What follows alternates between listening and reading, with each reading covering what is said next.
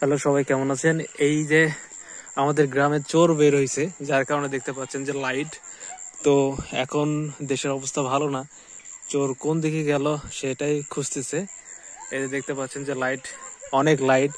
তো এই ভিডিওটা বানানোর উদ্দেশ্য যে আপনারা গ্রামে সতর্ক থাকবেন, কারণ এখন প্রত্যেকটা গ্রামে, আমাদের গ্রামে কিন্তু এরকম চোরের ছিল না, উপদ্রব ছিল না, হঠাৎ করে এটা বেড়ে গেছে।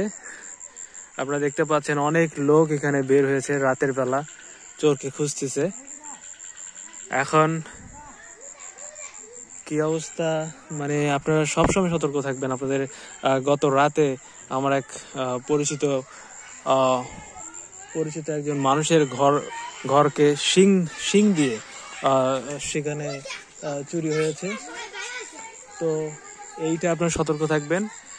দেখেন এখানে কত লাইট, শত শত লাইট চোরকে খোঁজার জন্য বের হয়েছে, কারণ সারা গ্রামে মানে আপনার চোরের যে উপদ্রব সেটা বৃদ্ধি পেয়েছে। এখানে দেখেন, আপনারা দেখতে পাচ্ছেন ইতিমধ্যে শত শত লাইট। তো যেটা বলছি যে আপনারা সবসময় সতর্ক থাকবেন, যাতে করে চোরের উপদ্রব থেকে আপনাদের এলাকায় সতর্ক থাকতে পারেন। এইটাই মূলত হচ্ছে আমার আপনাদের জন্য কথা। কারণ যে ভয়াবহ অবস্থা প্রত্যেকটা গ্রামে আমরা এটা দেখতে পাচ্ছি। দেখেন, আপনারা দেখেন, এই যে আমার হাতের সামনে লাইট, শত শত লাইট, অন্ধকার রাত। এখন বাজে রাত 8টার একটু বেশি, 8:30টার মতো।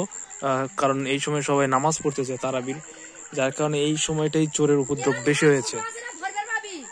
তো সবাই সাবধানে থাকবেন। আশা করছি আপনারা ভিডিও থেকে বুঝতে পেরেছেন যে চোরের উপদ্রব থেকে কিভাবে হেফাজতে থাকা যায়, রক্ষা নিজেদেরকে করা যায়। তো সবাই ভালো থাকবেন। আসসালামু আলাইকুম।